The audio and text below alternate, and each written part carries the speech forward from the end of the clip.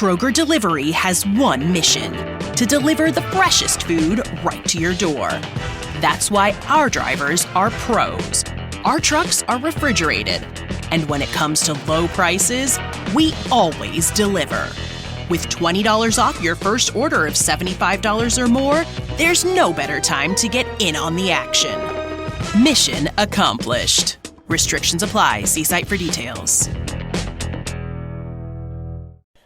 Welcome, welcome, welcome. This is Keeping It Real on Purpose. I am your host, Edna White. This is the podcast where we come together with real talk about real issues and struggles in life, relationships, and business, all on purpose. And today our guest is none other than Latasha Brooks, who is an author, a speaker, a podcast host. And we welcome you today to Keeping It Real on Purpose. Thank you so much for having me. Yeah, so we're so excited to get to know you because you've done some amazing things. So how do you show up in the world as Latasha Brooks?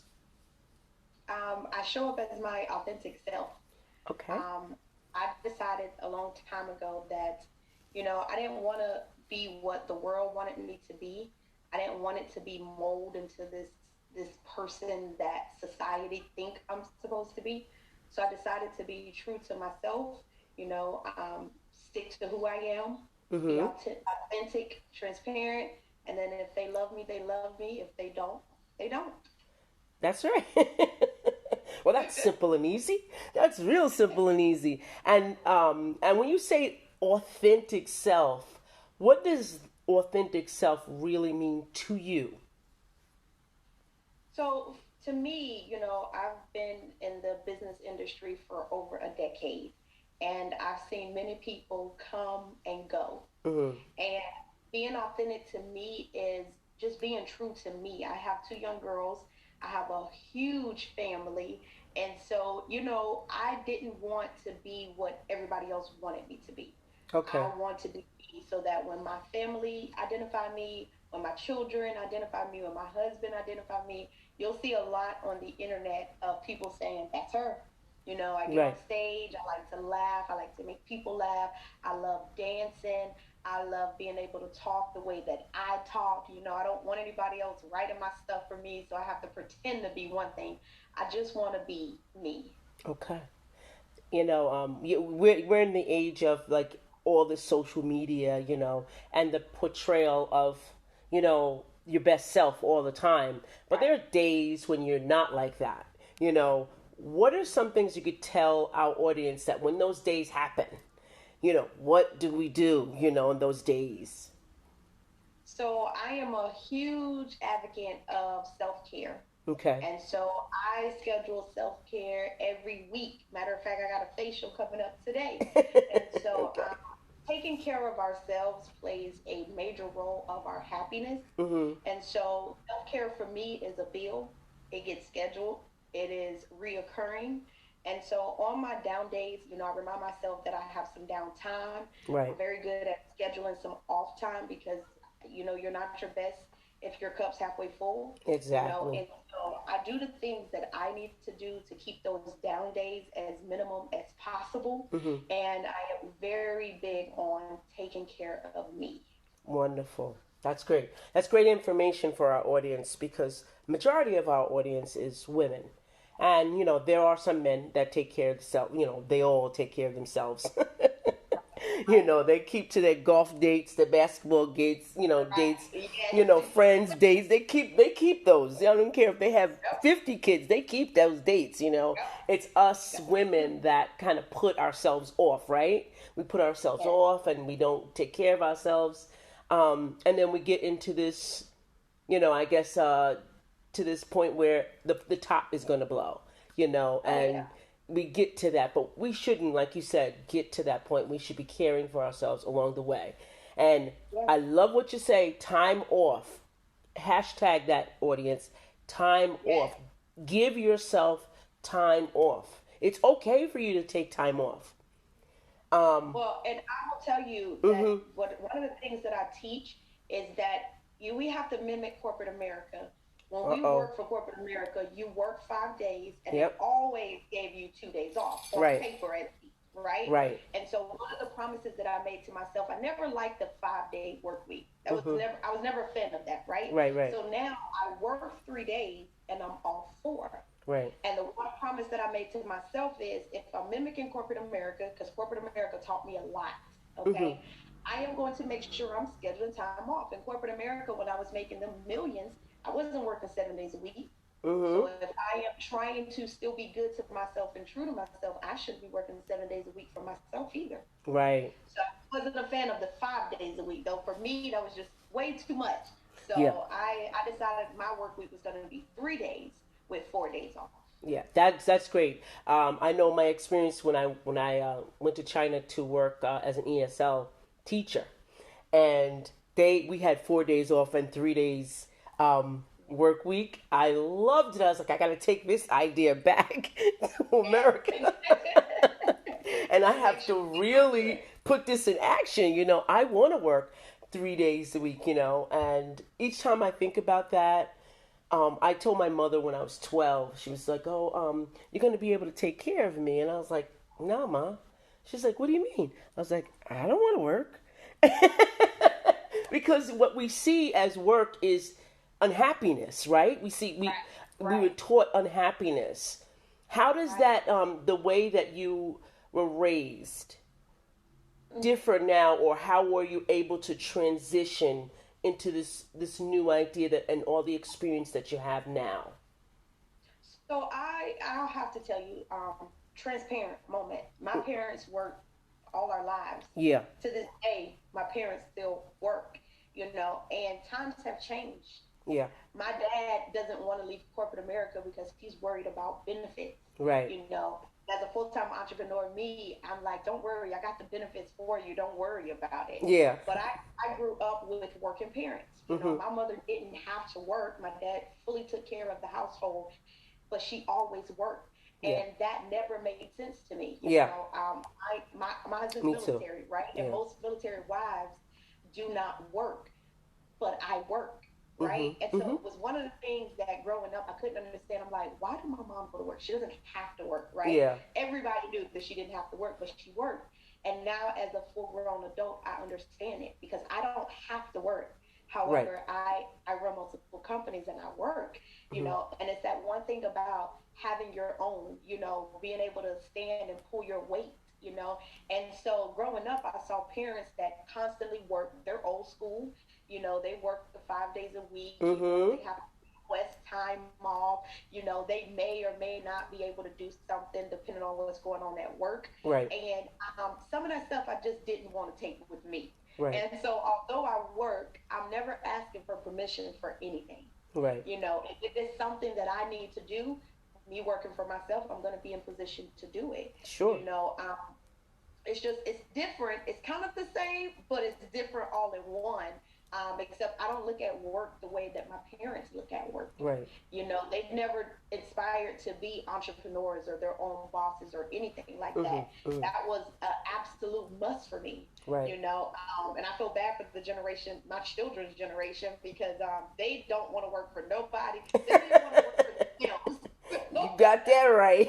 I got grandkids, and they're like that. Just like, work for somebody. What? No, right. They don't want to work for themselves, right? So they want money to just fall. That's it, just to fall. Yeah, just to lay back. Right. Right. Yep. Times have changed. Yeah. But I think it all.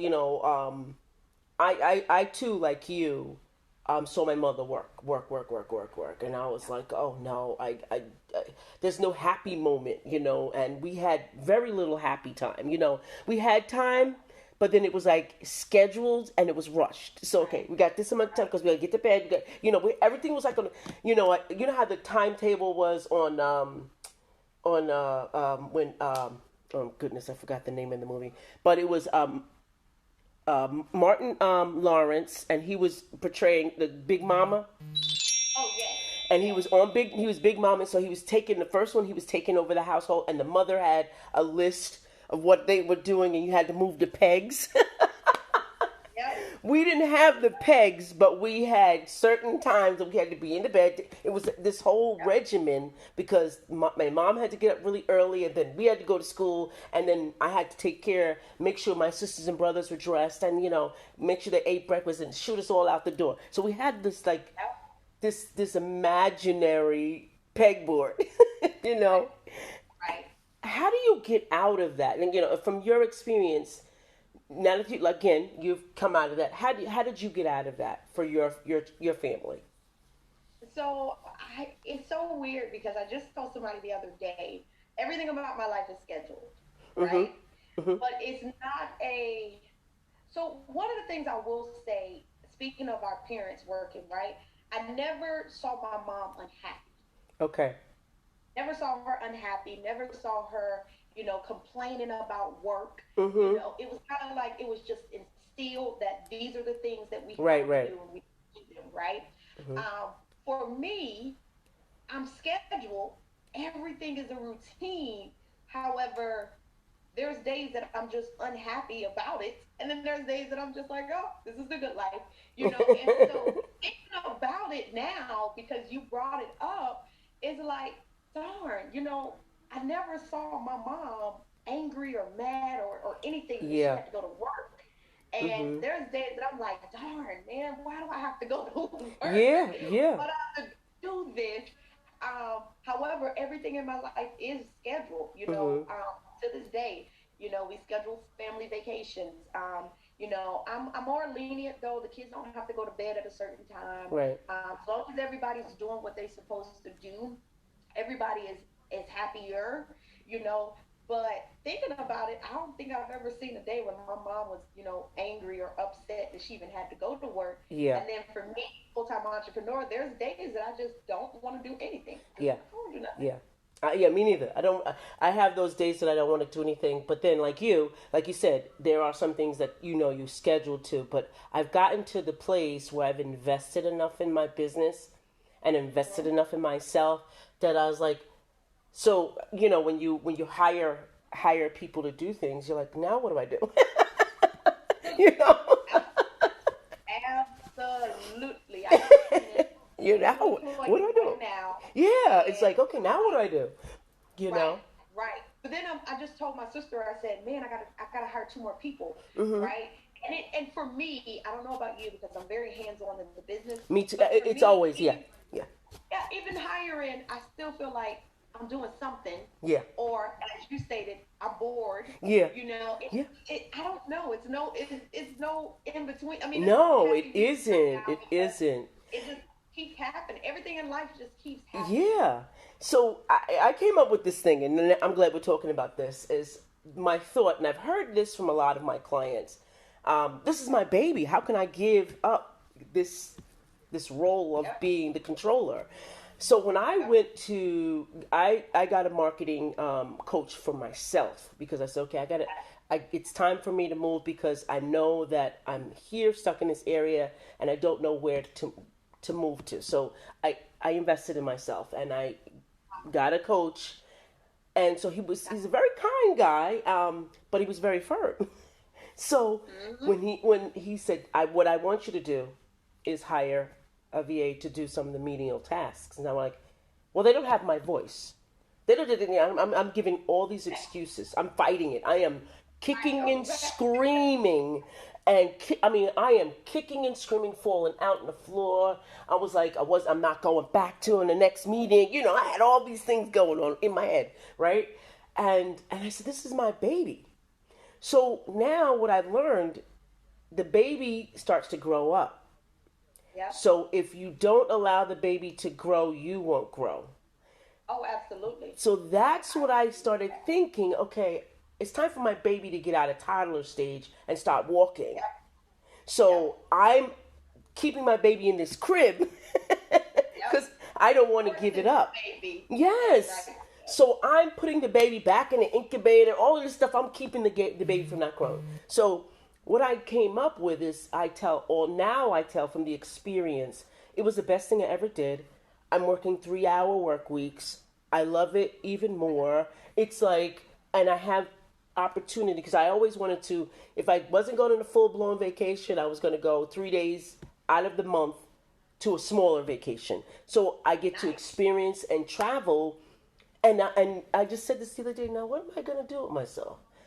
Like, girl, come on, really? You could go sit at lunch. You live on Main Street. Go have lunch with yourself or something. Cut it out. It's like, but you get like that. And that's what entrepreneurship does, right? It gets you in that state. Absolutely.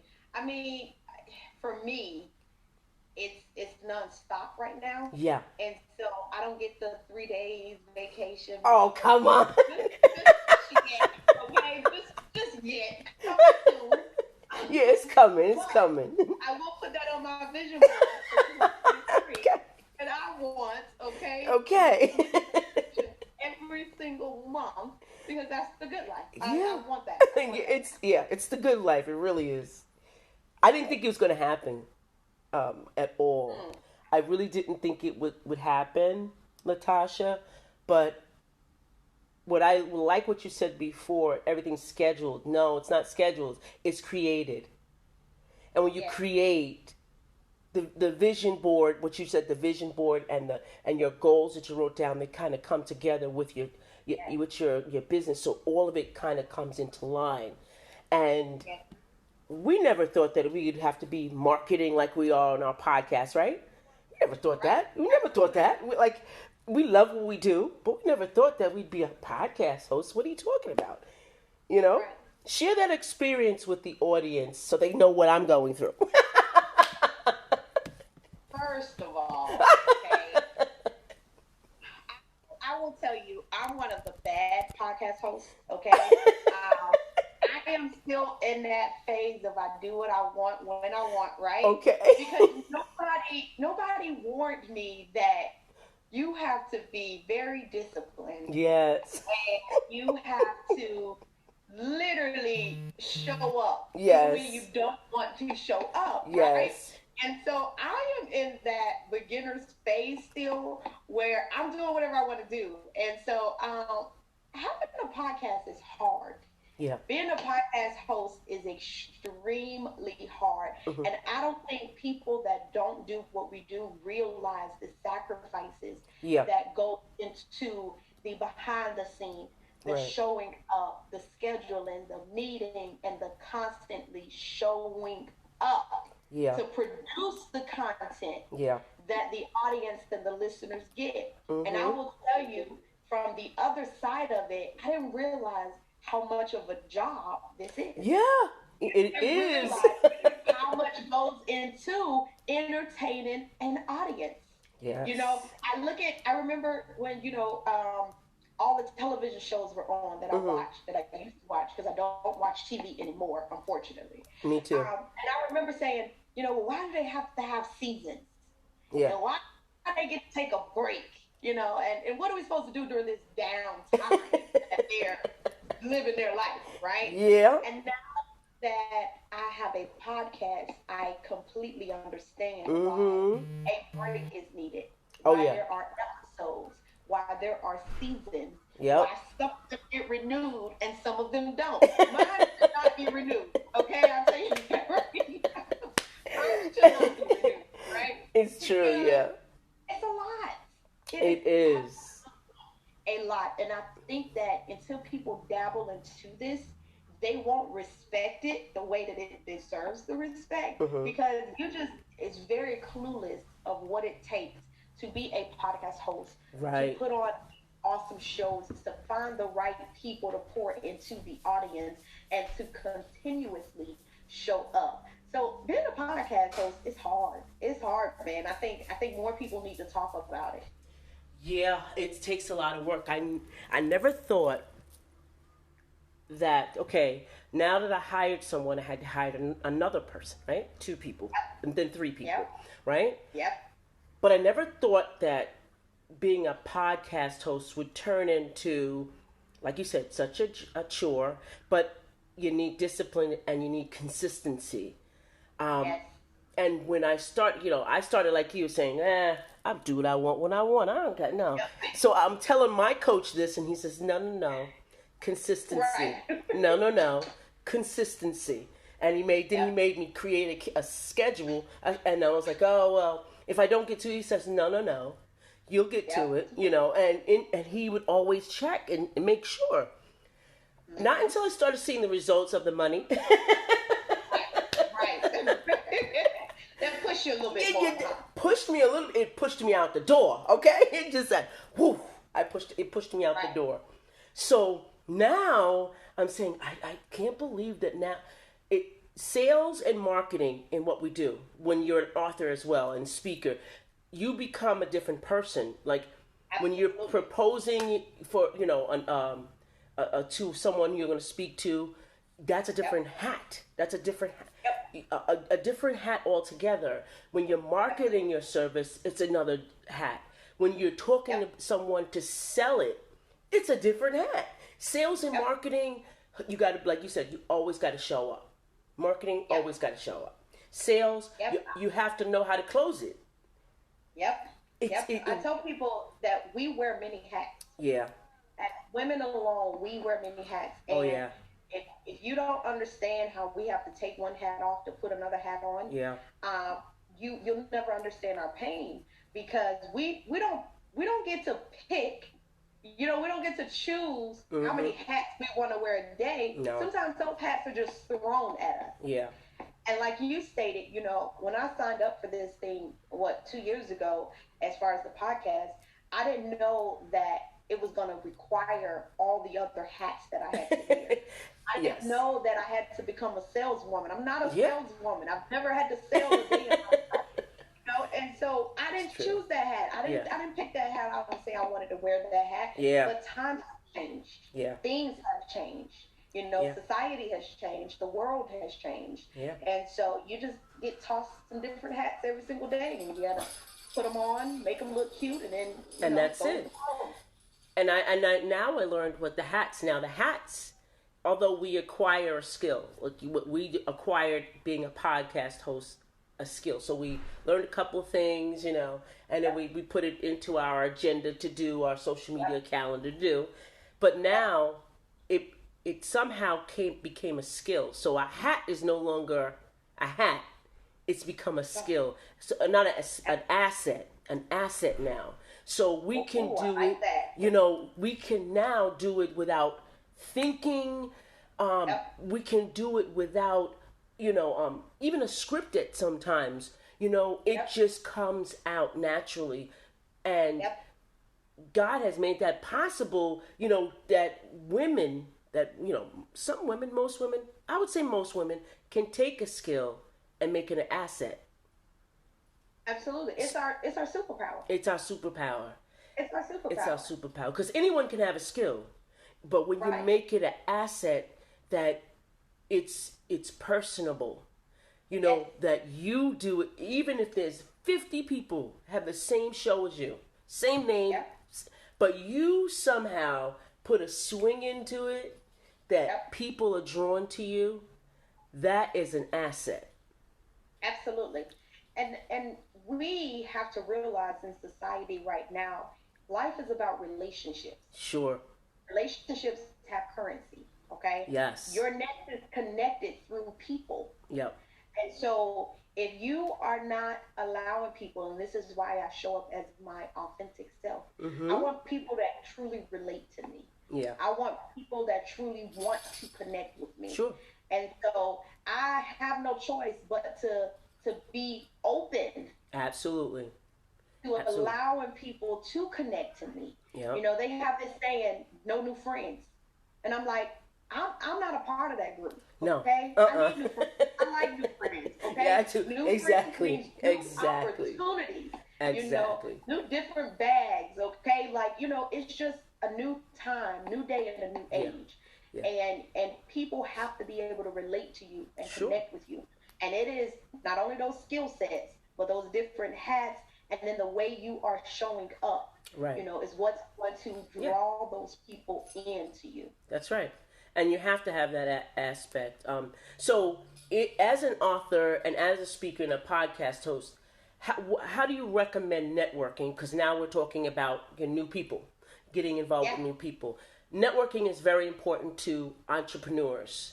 How do you bring all that into play in your normal everyday life to network?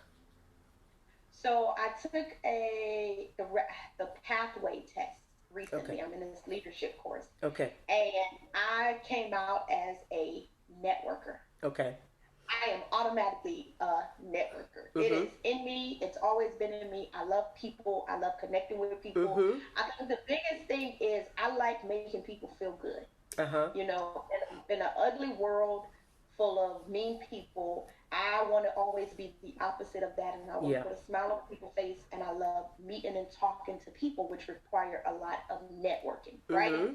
So one of the things that I had to learn how to do, and we talked about this a little bit earlier, is remove myself in the day-to-day operations and put myself in positions to meet new people. Right. And so networking, as you stated, is a major part of entrepreneurship. You know, again, you grow through people. Right. And so I used to be the control freak where I used to have my hands into everything. And now I've put people in position so that I don't have to have my hands in everything. And I can legitimately do things that a CEO would do versus things that an operator or, you know, the manager would do. And so I understand that, you know, networking is vital, you know, in order for me to continue to grow. And I've learned how to let go of some of the things that I can hire other people do so I can focus on getting out, shaking hands, meeting people, and introducing myself to others. Right. And what does it, I know for me with my strategies, and when I create plans for my clients, I always tell them, if you're not talking to 5 people a week, you're not networking. So you're not having a conversation with them, knowing what they do. Is that part of your regimen when you go out as well?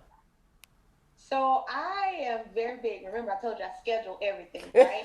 And so part of my goals is every month I have to go to a certain amount of events, right? Okay. And it depends on the season. So during the holiday season, of course, I'm at more Christmas parties and gatherings. Right. You know, it's a major networking time, right? Yes. And so every month I set a goal of how many events I am going to. Oh, excellent. That's a good idea. I set a goal of how many business cards I want to give out. And so that's a part of my networking, but I'm not one of those people that I'm just handing out business cards like I'm Oprah. You get a business card, you get a business card. No, I am developing relationships. Right. So I talk to people to get to know people, and I'm only handing out my business cards to people that I can see myself growing working with. Yeah, exactly. Right. And that's how I feel too. Yeah, that's a powerful point. Powerful.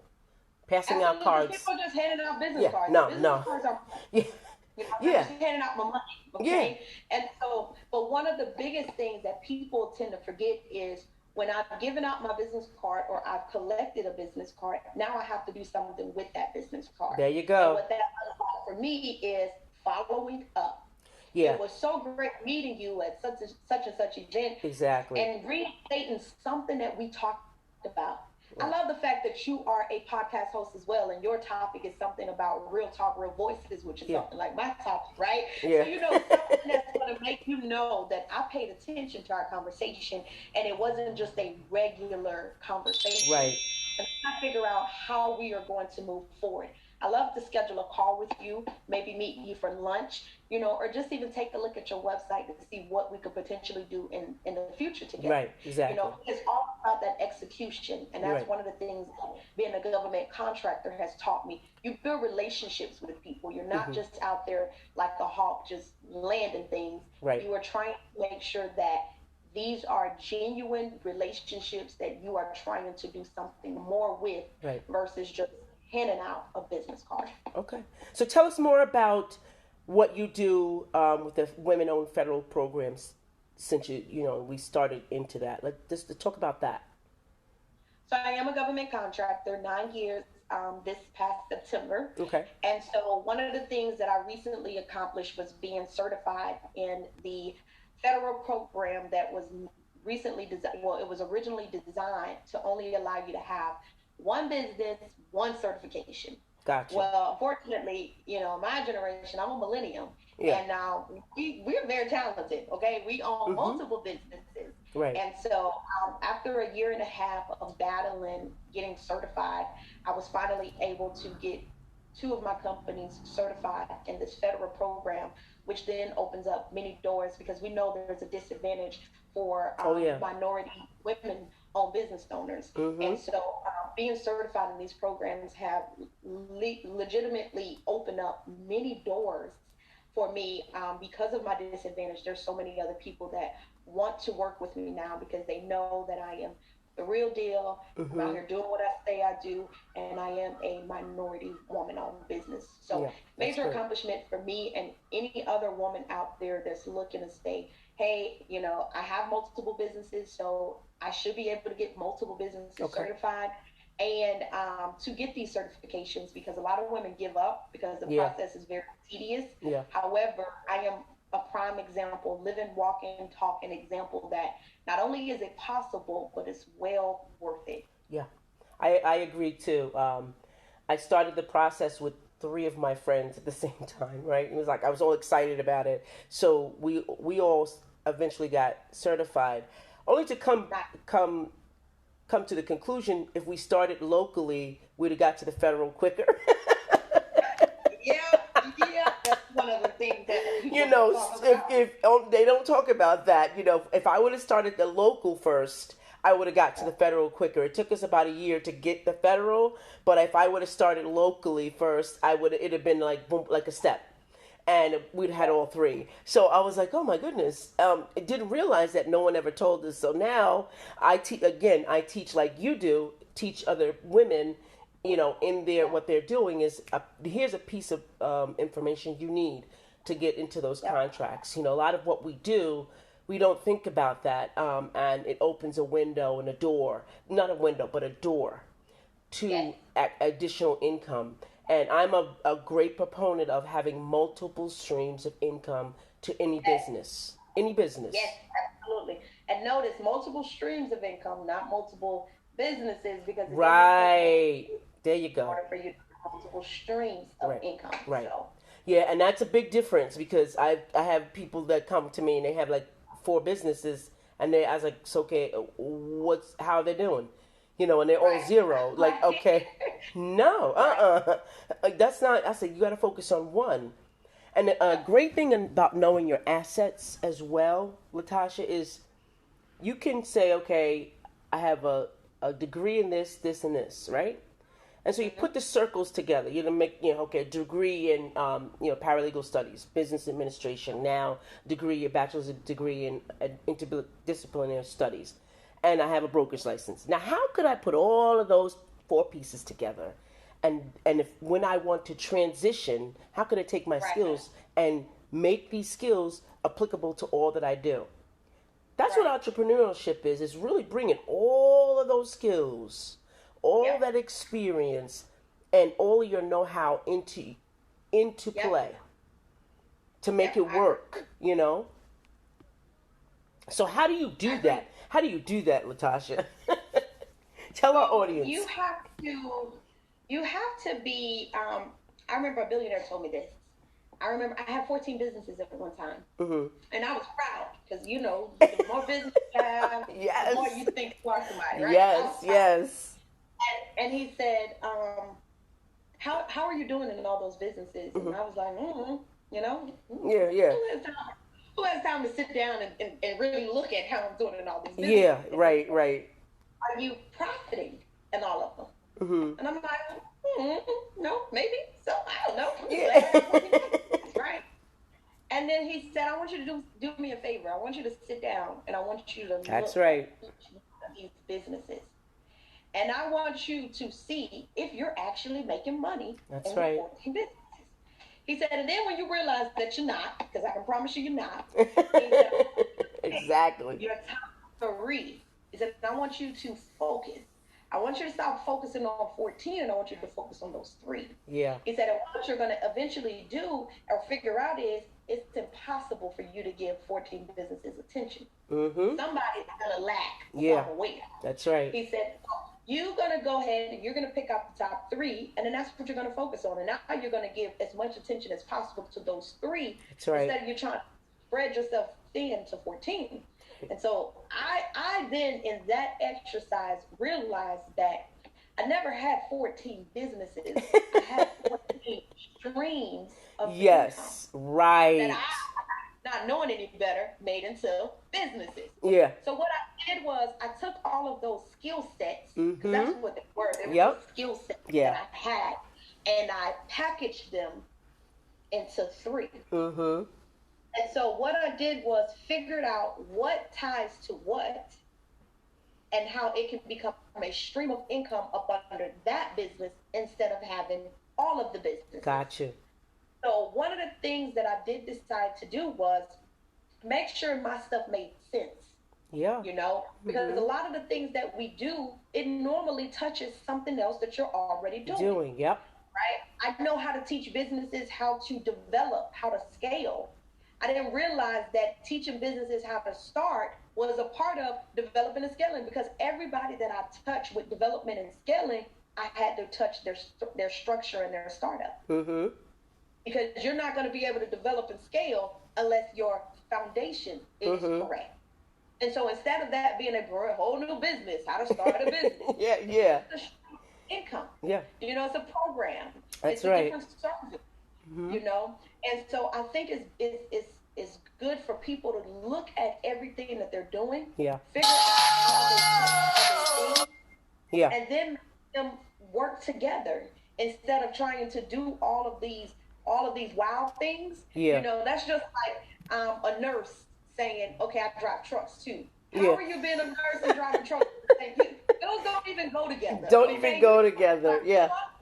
Or you want to save lives, okay? Which one do you really want to do? Yeah. And so I think that if we realize, or if we find something that we're really, really, really good at, Yeah. and we focus on that, and we package the things that flow with that, it'll make life easier and simpler than trying to just do all of these things just because we can do them. Right. Because sometimes we have to learn how to do some of these things from scratch. Right. We have no clue. We have no background, no history in it, no passion in it. Yeah. That's what makes you miserable. Make no skinny in the game. Yeah. Right. People that go to work and they don't like what they do, they're angry every single day. I believe that so much. It's like, I never worked somewhere. If I found myself working somewhere I wasn't happy at, or I started happy and then all of a sudden I started guess what I do? Right. Gotta go. Yes. Gotta go. Yes. Life is happier, or we are humans are happier when we're doing something we like. We like to when do. We're doing Absolutely. something we're passionate about. And people get upset when they say when you do something you love, it's not work. But I'm a living testimony that when I do stuff that I love, it does not feel like work. Yeah. You know? Yeah. That's why I be excited my 3 days that I'm working. Yeah. Because 1, it's on 3 days. And 2, it's something I like doing. Yeah. You know, I always tell people, if you don't like children, you shouldn't be working with children. Yep. You know, I have an 8-month-old. Yeah. If they don't want to work with kids, they can't watch my baby. Right. You know, same thing with anything in life. You know, don't do something you don't enjoy doing, or you're not happy with. Yeah. So when it comes to entrepreneurs and us putting and figuring out how we're going to package all that stuff together, make it make sense. You know, make sure it's something you really want to do, and make sure it's touching something that you like doing. Because everything that we don't like doing, we can outsource and hire other people to do. Oh, yeah. Let the people that enjoy doing that do that. Yeah. Versus you stressing yourself out, spending a whole bunch of time talking about how much you hate it, for you just then not to do it. Yeah, to do it, right. Outsource to the people that like doing that type of stuff. Yeah, exactly. And it's I'm telling you, that's asking for help, audience. I always talk about this, that women do not ask for help.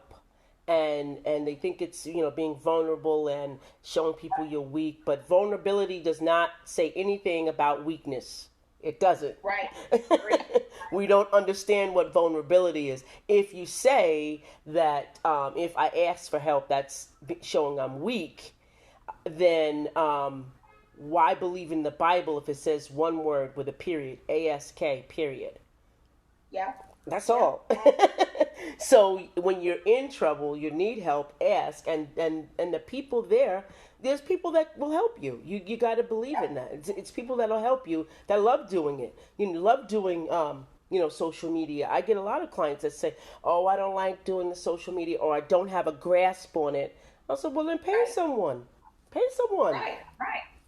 Yeah, you don't have to do anything you don't like doing. Yeah, you don't have to do it. You could create whatever you want. So now that the time is growing near, I want to get in about your book. I want to know about your book, the name of your book. You said you're an author, so I want to know and let the audience know about your book. So I wrote a book almost 2 years ago now, called Paid and Free. Okay. And so it was my first book. I learned a lot of lessons, okay? And it was a good book. It was a Okay. really good book. I have people to this day that is still buying it. And number one bestseller. Okay. And it's just phenomenal. People don't realize, especially as a full-time entrepreneur, that it's, especially me, when I got into entrepreneurship, I was taught wrong. Mhm. I was following behind all the wrong people. I Right. started doing things just to fit in. I Right. started filling out my calendar because everybody else was booked and busy. Right. And so I was like, I want to be booked and busy too. Right. But nobody told me that being booked and busy mean I was going to be booked and broke. Right. I was going to There you go. That's the word. Say it.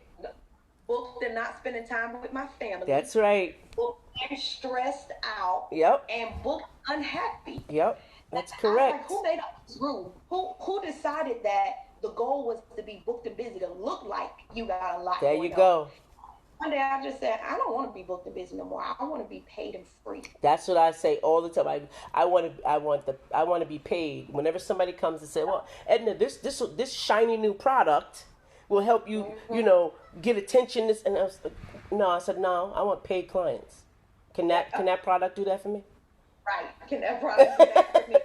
I want that. I don't want nothing else but that, because all the shiny, if you're an entrepreneur, you're doing it. Whatever Right. is shiny and like looks new to you, I guarantee you don't get involved in it, because it's gonna get you off track of what you've been doing that's producing, and then only get you involved in being busy and unproductive. Yeah. And And I don't want unproductive. busy work. No, I don't care no. how good it looks. Busy don't look good to me. And I never use that word. I never say I'm busy. I say I'm very productive today. Very productive. I like Never. that. I don't say that because I owned my own real estate one time, and so I was doing something, and I was like, oh, all the agents were out working, and so I'm like, okay, I got paperwork to do, so I'm doing some paperwork, right? But I was like, and I put the paper in the pile. Didn't do it. I did the same thing. Before I knew it, by the time I got ready to leave, I had done nothing, put the papers on the other side of the desk, and had to slide the papers over to. So all I was doing was paper shuffling, making it look good. Yep. That's all I Yeah. was doing.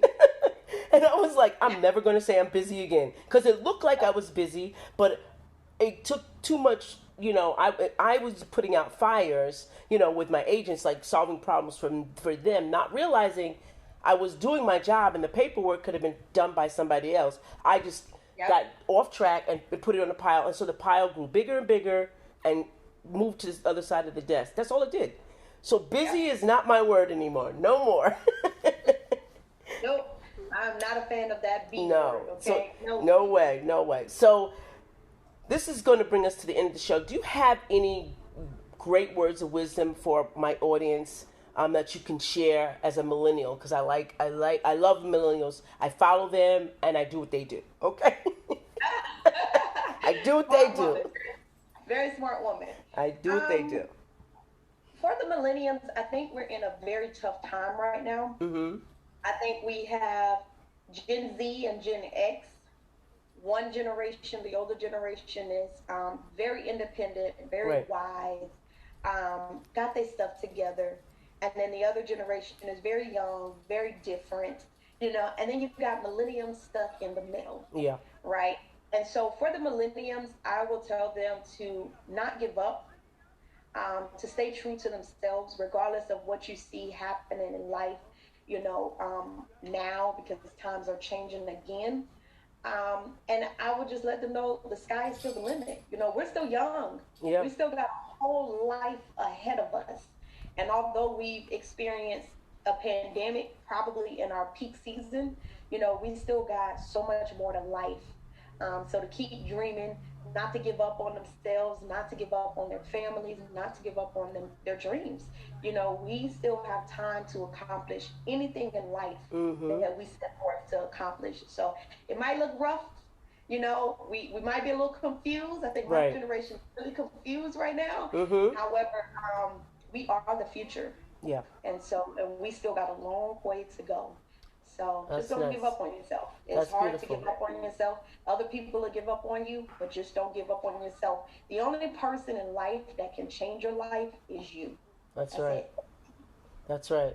So how do we get in touch with you? How could my audience, someone that's listening on this right now, get in touch with you on social media? So I am the same across all platforms. Money Bags with two G's, 623. So that's MoneyBaggs 623 across every platform: LinkedIn, TikTok, YouTube, Instagram, Facebook, every platform. That is terrific. Thank you so much, Latasha. And this brings us to the end of the show. Thanks for listening, audience. And if you enjoyed the episode and you'd like to help support the podcast, please share it with others, post about it on social media, or leave a rating and review. To catch the latest from me, Edna White, you can follow me on Facebook at EJW Coaching, Instagram, same thing, and Twitter, EJW Coaching. Thanks again, and I'll see you next time. This is Edna White and my guest, Latasha Brooks, saying goodbye for now.